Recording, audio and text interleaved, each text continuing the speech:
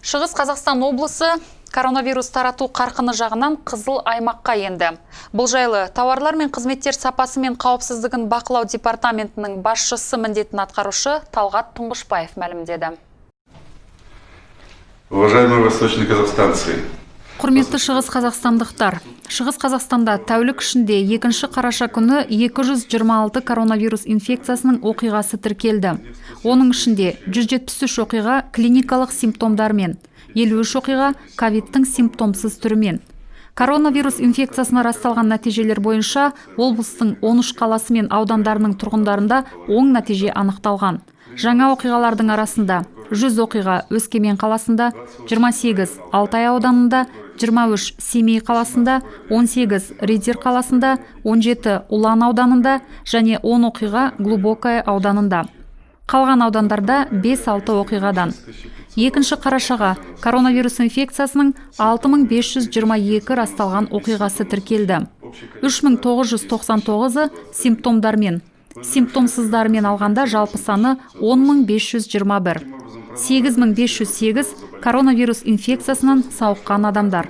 Осылайша науқастар санының артуы байқалып, облыс коронавирус инфекциясын тарату жағынан қызыл аймаққа кірді. 2020 жылдың 1 қазанынан облыс аумағында мониторинг топтарының қызметі күшейтілді. Олардың құрамында полиция қызметкерлері, әкімдіктің, қауымдастықтың өкілдері.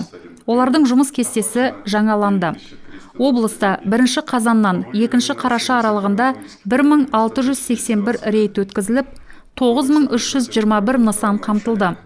Қазақстан Республикасының әкімшілік құқық бұзушылықтар туралы кодексінің 405 бабы бойынша санитарлық эпидемиологиялық талаптарды бұзу бойынша анықталған дәйектер бойынша 381 айыппұл салынды. Жалпы сомасы 31 631 мың теңгеге. Мониторинг топтарының жұмысы жалғасуда. Естеріңізге саламын, ағымдағы жылдың 5 шілдесінен бастап Қазақстанда санитарлық эпидемиологиялық талаптарды бұзу үшін әкімшілік жауапкершілік қарастырылады. Кодекстің 425 бабына сай жеке тұлғалар үшін айыппұл 30 айлық есептік көрсеткішті, немесе 83.340 теңгені құрайды. Шағын кәсіпкерлік субъектілеріне айыппұл сомасы 230 айлық есептік көрсеткіш, немесе 638.940 теңге. Орта кәсіпкерліктікіне 310 айлық есептік көрсеткіш, немесе 861.180 теңге. Ірі кәсіпкерлік субъектілеріне 1600 айлық есептік көрсеткіш, немесе 4.004.800 теңге. Сонымен қоса, кеше облыстың зертханаларында кезектер байқалғанын ескере кеткім келеді.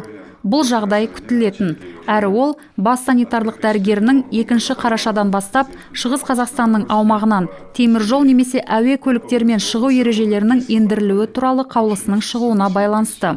Бұл мәселе шешілді. Тағы қосымша талдау алатын 4 бекет ашылды.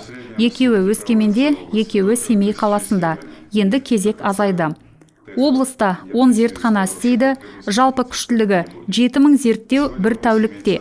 Бұл күштілік жеткілікті. Осы кезде облыста тәулігіне 3000-ға дейін зерттеулер жасалуда. ПЦР тест тапшылығы жоқ.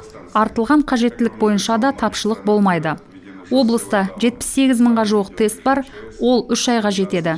Әрі олардың саны толтырылып отыр. Құрметті шығыс қазақстандықтар, баршаңызға мәлім, күллі әлемде қатаң локдаундар ендірілді. Испанияда төтенше жағдайлар режимі ендірілген. Коменданттық сағатты 2021 жылдың мамырына дейін ұзарту жоспарланған.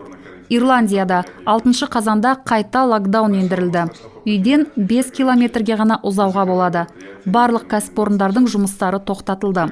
Францияда 1 желтоқсанға дейін коменданттық сағат ендірілген. Германияда қайта локдаун ендірілді. Карантинге барлық қоғамдық тамақтану кәсіпорындары, отельдер жабылды. Біздің облыс жұмсартылған шектеумен жабылып отыр. Кәсіпорындар жабылған жоқ, коменданттық сағат ендірілмеді. Өңірде ендірілген бүкіл шектеу шаралары адамдардың денсаулығы мен өмірлерін қорғауға бағытталған.